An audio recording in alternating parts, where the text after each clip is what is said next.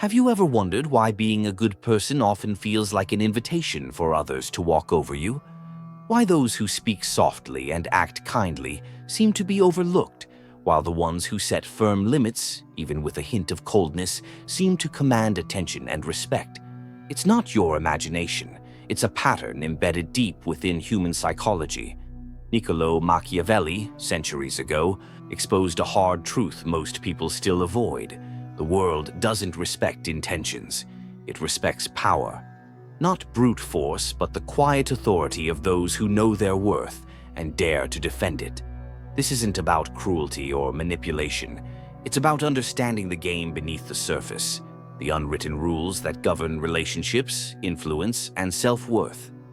If you've ever felt invisible in a room full of people you try to please, if you've swallowed your truth to keep the peace only to feel hollow inside, this is the wake-up call.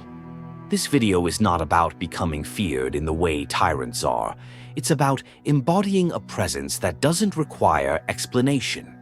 A presence that asserts, "You will not cross me." Because the moment you start living as someone who expects respect, not asks for it, is the moment your entire reality begins to shift. 1. The hidden cost of being too nice.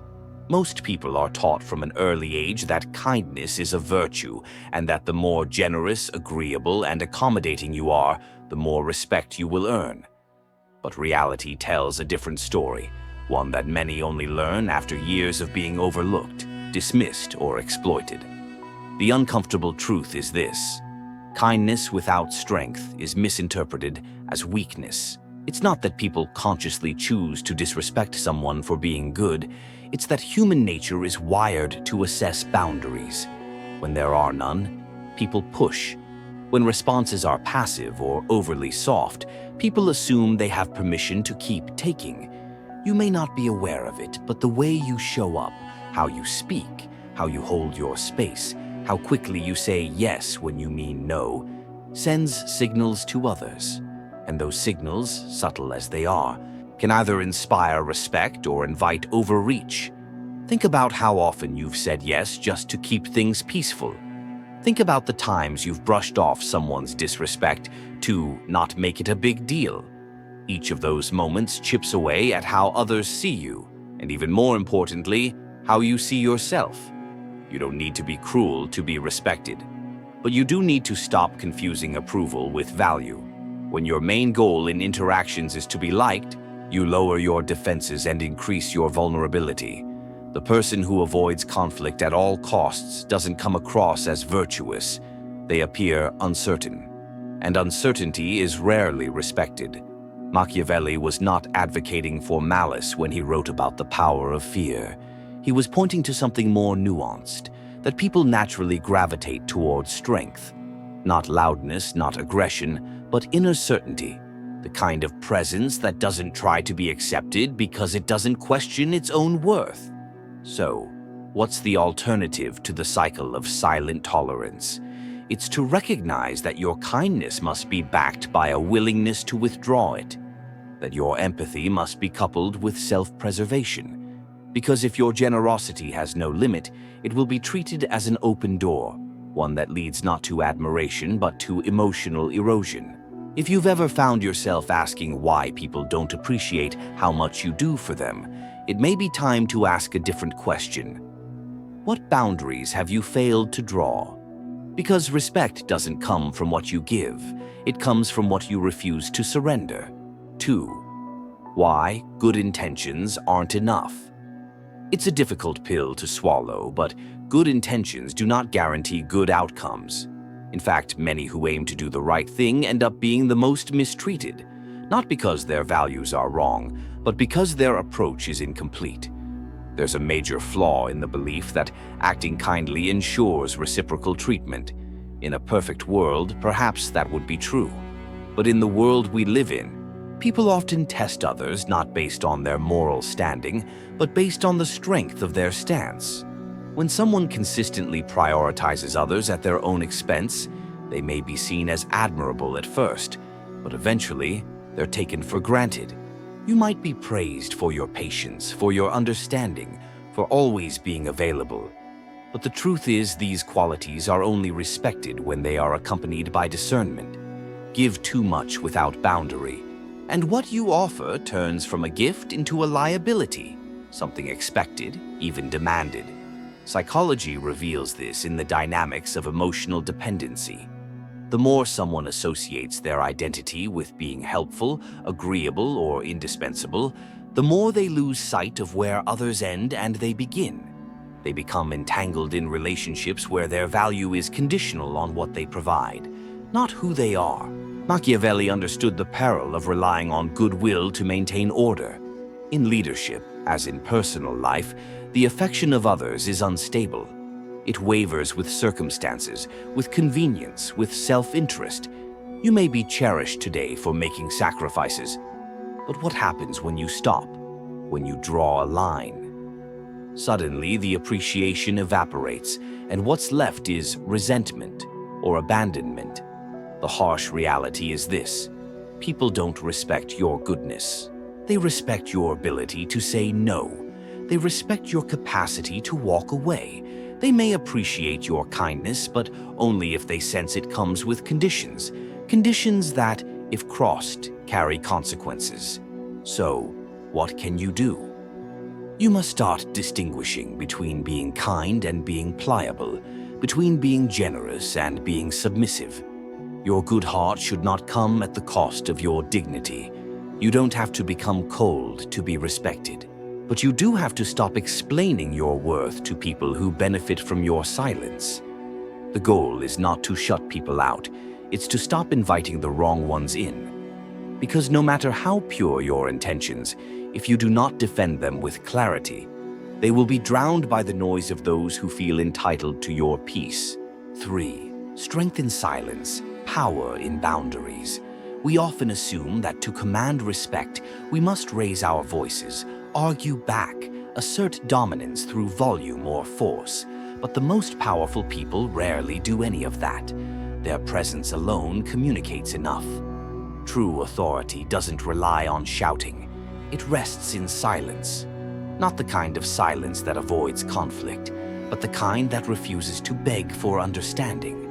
That silence, measured, grounded, unshaken, is what builds an invisible wall of strength around you. People may not always agree with you, but they will hesitate before challenging you, not out of fear of punishment, but out of respect for your conviction. Machiavelli's observations remind us that fear, when used judiciously, is not about intimidation. It's about clarity. When you establish clear lines and stand by them without theatrics, you begin to radiate a kind of self-possession that cannot be ignored. And people sense it.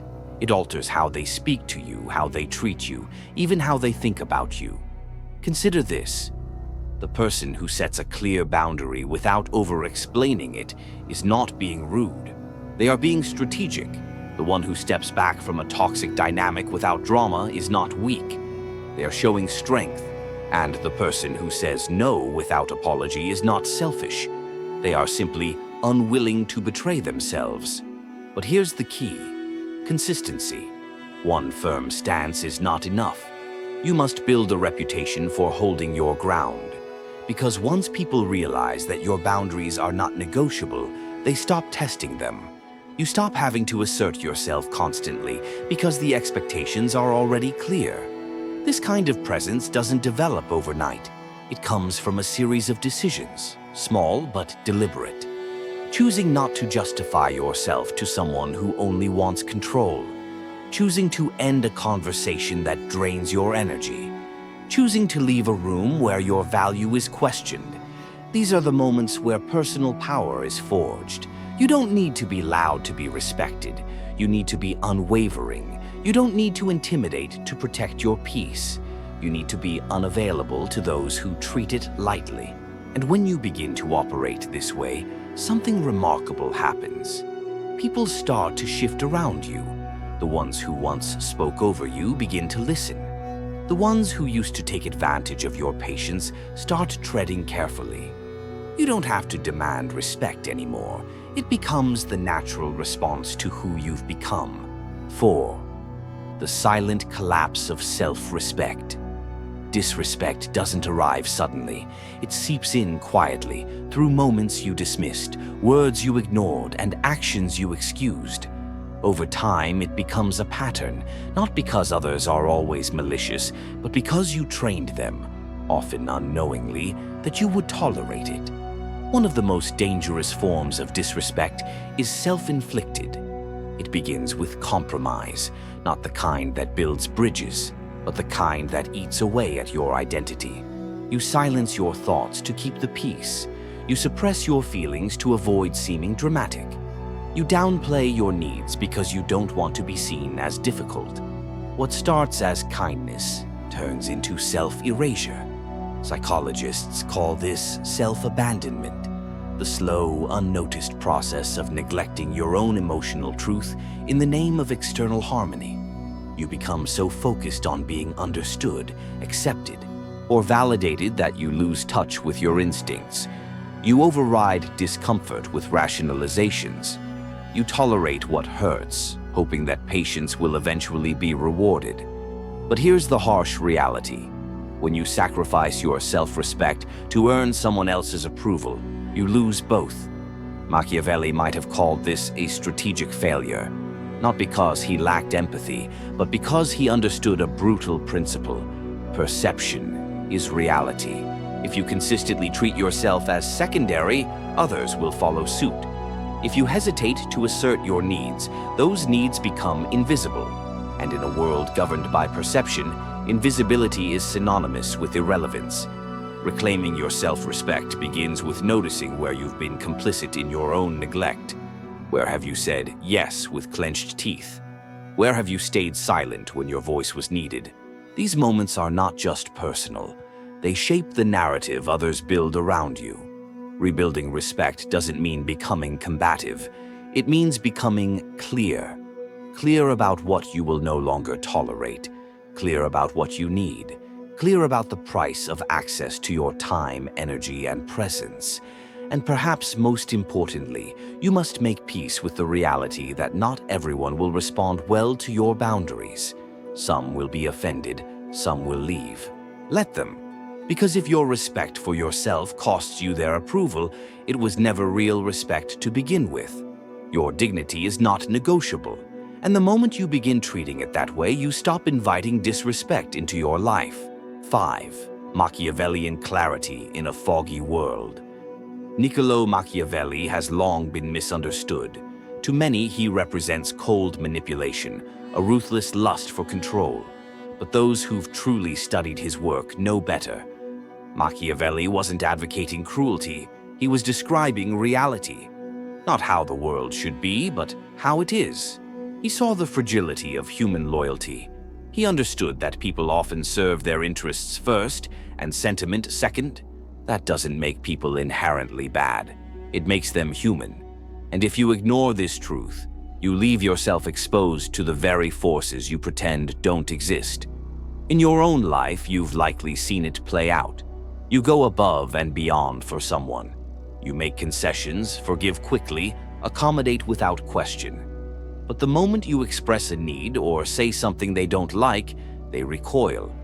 The affection evaporates. You're called selfish or difficult. This is exactly what Machiavelli warned about. Love, admiration, appreciation, they are conditional. They depend on what you can offer, how convenient you are, and how little discomfort you cause. But fear, when grounded in respect, creates stability. It sets limits. It demands mindfulness in how others approach you. Let's be clear. This isn't about inspiring terror. It's about crafting an identity so firm that others think twice before overstepping. A persona that doesn't need to posture, but is felt even in silence. One that is respected, not for being agreeable, but for being immovable in integrity. In relationships, romantic, professional, or social, those who are too easy to influence are often the first to be sidelined. The ones who can't say no are used until they break, and when they break, no one stops to wonder why. They simply move on to someone else who hasn't learned the lesson yet. This is why Machiavelli's teachings matter, Not because they give you license to manipulate, but because they prepare you to survive in a world that rewards strength of presence. He wasn't telling rulers to be heartless. He was urging them to be awake, to see the patterns others miss, to act with intention rather than idealism. You are the ruler of your own life, and if you want to govern it well, you must become unshakable. You must lead with awareness, not blind faith. You must know when to step back, when to speak up, and when to walk away without hesitation and without guilt.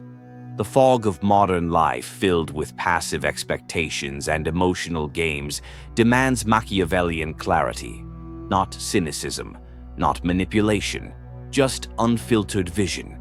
You don't have to betray your values to protect yourself. You simply need to stop offering them to people who treat them like options instead of principles. Clarity is protection. Without it, you're just another person hoping to be respected while doing nothing to ensure it. 6. Building invisible authority. There is a kind of power that doesn't announce itself. It doesn't dominate the conversation or command the room with volume. Yet when it enters, the atmosphere shifts. People speak more carefully. They listen more attentively. They behave differently, not out of fear of punishment, but out of an instinctive understanding that they are in the presence of someone who cannot be played. This is invisible authority, and it is the most sustainable form of power you can build. Unlike the artificial authority that relies on hierarchy or force, invisible authority stems from how you live, how you walk, how you choose your words, how you react to pressure. It grows in silence, in restraint, in consistency. And while it takes time to establish once it exists, it rarely needs to be reinforced. Many misunderstand respect as something you request, but respect is not asked for, it's felt. It's something people sense about you, often before you speak. And that sense is shaped by your emotional boundaries, your reactions to discomfort, and the quiet strength with which you say, enough. Psychological studies have shown that those who carry themselves with calm decisiveness often earn more respect than those who react emotionally or speak excessively. This isn't about suppressing emotion, it's about mastering response. When you do not flinch at disapproval, when you do not seek to explain yourself endlessly, people stop treating you as someone who can be swayed.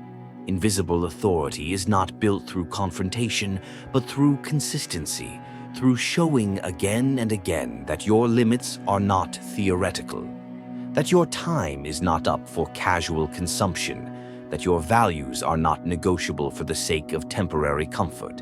And here's the truth. This kind of authority will make some people uncomfortable, especially those who benefited from your previous flexibility. They may call you distant. They may call you difficult. Let them. Their discomfort is not your responsibility.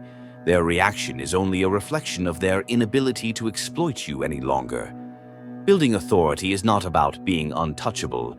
It's about being unmistakably solid. You don't need to intimidate. You only need to be unwavering.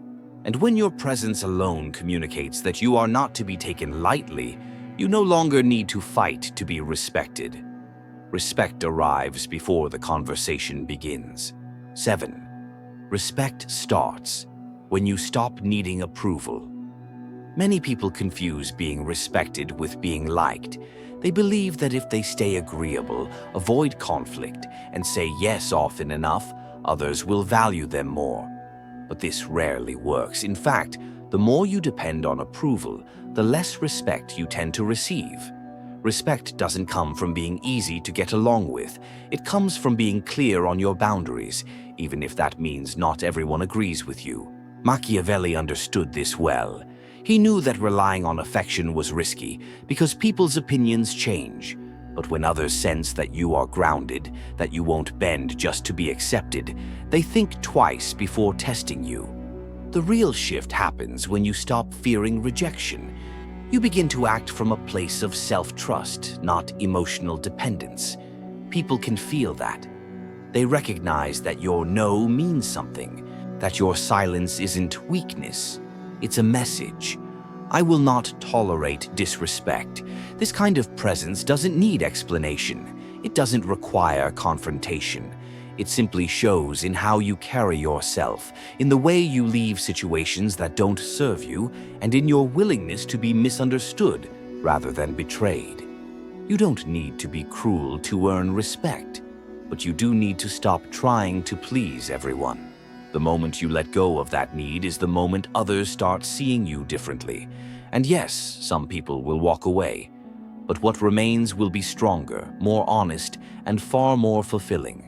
Because what you lose by refusing to betray yourself is nothing compared to what you gain by standing firm. Respect begins when you no longer fear losing approval. That's when people stop testing your limits, because they know you finally see your own worth. There comes a moment when the cost of silence becomes heavier than the cost of confrontation, when being agreeable begins to feel like self-betrayal. If you find yourself constantly accommodating, constantly giving, constantly explaining, then you are not being kind. You are being consumed. Machiavelli never intended to turn you into a tyrant. He wanted you to understand that self-respect is not granted, it is enforced. You do not need to shout, threaten, or manipulate. You only need to master the art of firm presence, of strategic restraint, of making it known through your boundaries that your value is not up for debate. This journey isn't about discarding your empathy, it's about giving it a backbone. It's about learning to say enough without guilt, to walk away without apology, and to stop waiting for permission to be treated right. You do not owe your submission to anyone who disrespects your dignity. And the day you begin living from that truth is the day disrespect disappears, not by magic, but by design. The world doesn't change for the kind-hearted. It changes for those who command respect without compromising their soul. Be one of them.